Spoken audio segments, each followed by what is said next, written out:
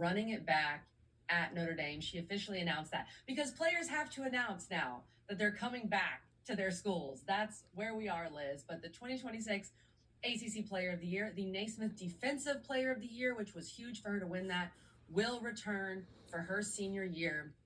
The Irish finished their season 1 weekend short of the standard, which is the Final Four that they set under our dear friend Muffet McGraw. So what does this mean for Notre Dame and Hannah Hidalgo, the Nancy Lieberman Award? As of right now, I'll say Hannah Hidalgo will return for her senior year, and it's confirmed and true. Player of the Year, ACC Defensive Player of the Year. The list goes on and on and on. Liz, I'm going to start with you. What do you think this means for Notre Dame, and specifically for this coming year, for her senior year, trying to make a run to get to a Final Four? I think it's huge, and I agree with you. I don't think there was too much surprise there, just because I feel like throughout Hannah's whole career, we could really see the bond between her and Coach Neil Ivey. They seem to be almost always on the same page and really have that special connection between player and coach that you don't always see these days. And it's funny, these posts now, I have to say, they're giving me flashbacks from my playing career when people would announce whether or not they were taking their 5th year from COVID.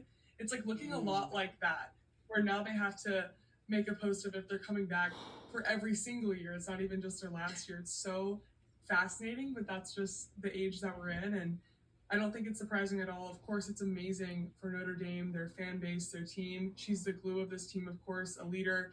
It'll be huge to see what pieces they get around her. Of course, we're hearing some exciting things for the Irish. I know they want those rumors to be true. We'll find out a little bit more later, I think. But having Hannah Hidalgo back is huge for them. If they have her, the ceiling is so high. It is. The fact that she willed them to where she did in the NCAA tournament this year to an Elite Eight, and we'll see if they can get further next year. I think that's, kind of the missing piece of Hannah Hidalgo's legacy. And I think she would tell you that, right? She wants to get to a Final Four. She wants to win a national championship. And so the real question is, can they surround her with enough to be able to do that? And I just want to give Hannah Hidalgo so much credit for sticking with Notre Dame. I know it looked a little bleak last year when so many players left and hit the portal.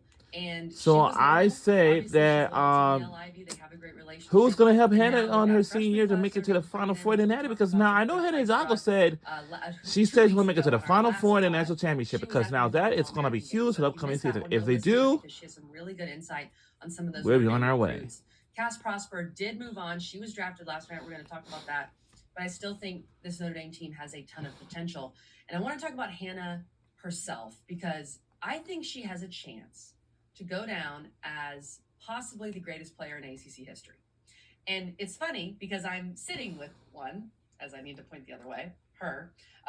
No, this way, her. She is one of the, if not the greatest player in ACC history, and that's Liz Kitley. Now, when you look at the numbers, Liz, and let me just nerd out here for a second, all right? Hannah's numbers through 3 seasons. She has 2,460 points. She's 249 points away from Liz Kitley's ACC record of 2709. Liz, pause. You didn't know you were the ACC's all-time leading scorer? How did you not know that? Just absolutely no idea. I feel like I'm pretty aware of most of those things, but I'm really, really concerned, actually, that I wasn't aware of that one. So thank you, Kelly. I owe you everything. Yeah, I will always remind you. I tell Liz constantly to stop being so humble, because if I was the ACC's all-time leading scorer, I would never shut up. So here we are. So she's 249 points away from Liz's record. Whoa. Now, I will shout out legendary Clemson Tiger, an amazing person, Barbara Kennedy Dixon, who does have the record, but she played some of her years were pre-NCAA, but she scored 3,113 points. Now, what's crazy is Hannah Hidalgo's on pace to break that record. That's a record that we thought would never be broken. And then you do have Deasia Fair, who's one of the all-time leading scorers in NCAA history, but she played 3 of those years at Buffalo. So I'm talking about players that scored all their points in the ACC. So she is on pace to be the ACC's all-time leading scorer. She already has 481 steals. That is already the ACC record by far. She is on pace to set the NCAA record for steals in a career. She already has 498 assists. She is on pace, Liz, to finish top 5 in the ACC in assists, as well as the all-time leading scorer and all-time steals leader.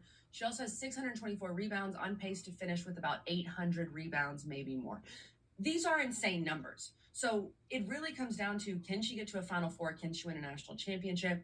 She's obviously going to be a favorite to win a third ACC Player of the Year, just like you did, Liz. So my question for you, as another one of the GOATs of ACC women's basketball, what do you feel like the Final Four did for your legacy and just being able to perform like that on the national stage?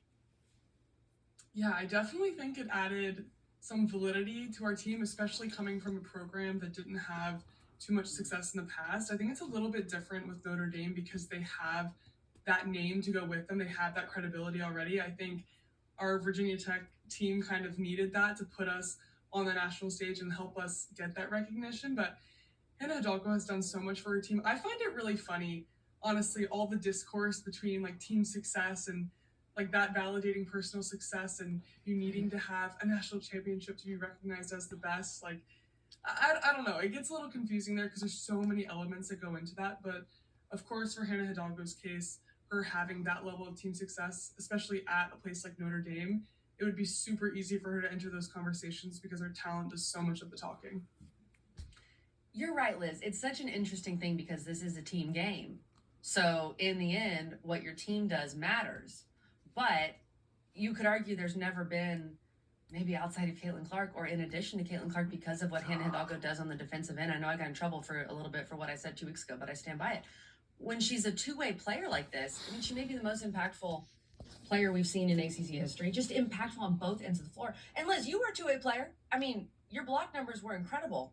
But what Hidalgo's doing at her size, being 5'6", and winning the Naismith Defensive Player of the Year award is just insane. So I think what's nice about the fact that she has one more year is we have one more year to talk about her legacy and kind of cement it in that way. So we don't have to have anything definitive yet, but she's on pace to be perhaps the greatest player in ACC history. I think that's fair. And I'm talking with one of them. And Liz, you're also one of the greatest. So I'm just going to put that out there, okay?